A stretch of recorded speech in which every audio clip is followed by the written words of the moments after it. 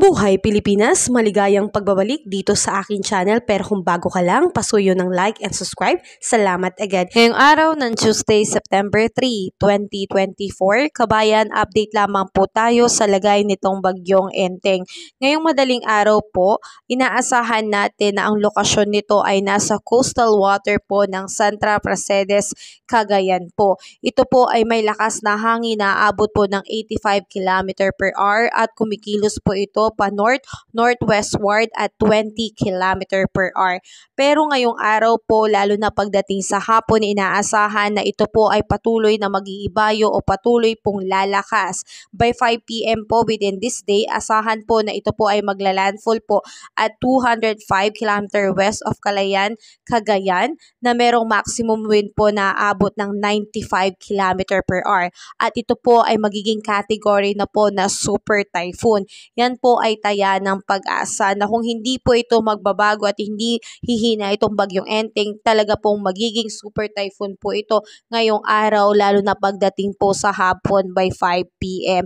So dahil po dyan mga kababayan, tayo po ay mag-ingat dahil patuloy pa rin pong nakataas ang signal number 2 sa malaking bahagi po ng ating bansa. So asahan natin na dito po sa mga lugar na to, patuloy pa rin pong nakataas ang signal number 2 sa may Babuyan Island, Ilocos Norte, Apayao, Cagayan, Kalinga, northern part ng Abra, Mountain Province, Isabela, Quirino at Aurora. Samantalang signal number 1 pa rin po dito sa may Abra, Ilocos Sur, Mountain Province, Ifugao, La Union, Benguet, Nueva Vizcaya, Quirino, Aurora, Pangasinan at ilang parte po ng Nueva Ecija. So ingat po tayo dyan mga kabayan dahil maraming lugar na po sa atin. Kahapon pa lang ay nakakaranas na po ng matataas na pagbaha, dulot nga po ng tuloy-tuloy na pagbuhos ng ulan. So speaking of pagbuhos ng ulan, asahan pa rin po natin na ngayong araw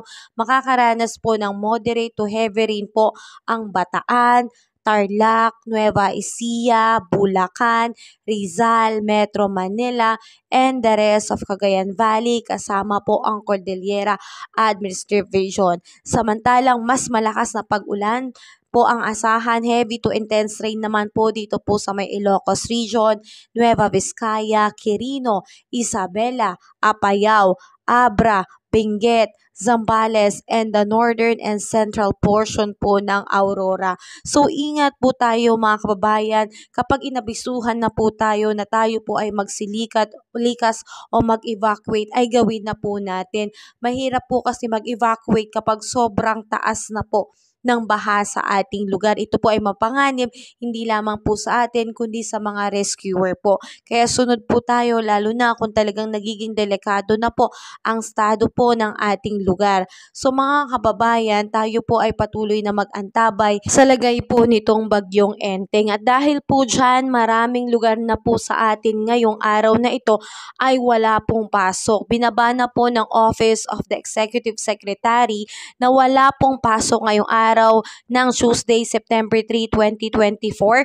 Classes at all level and government work are suspended in the National Capital Region or NCR and the Region 4A, Calabarzon due to heavy rains brought by Tropical Storm Enteng. So ingat po tayo mga kababayan dahil talaga naman pong makakaranas po tayo ng mga biglaang buhos ng ulan at pagbaha, lalo na po dito sa mga area. Kaya po inihanda na po tayo na wala pong pasok. Nang sa ganon, tayo po ay maging ligtas sa loob po ng ating tahanan. Pero i-observe pa rin po natin, lalo na kung yung lugar natin ay talaga namang bahain, ay tayo po ay maghanda na ng ating mga go bag and handa na rin po natin ang ating sarili para po mag-evacuate.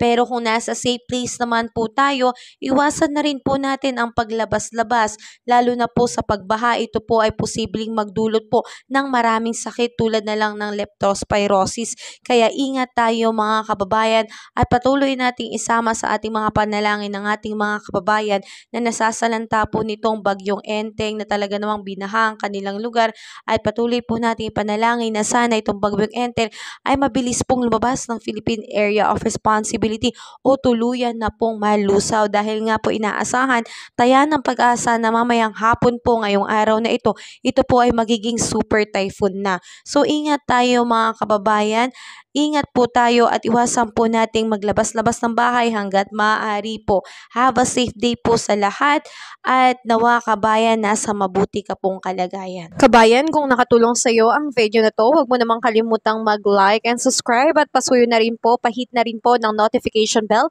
para updated ka sa mga susunod ko pang weather update. Muli, maraming salamat, ingat, God bless po kabayan.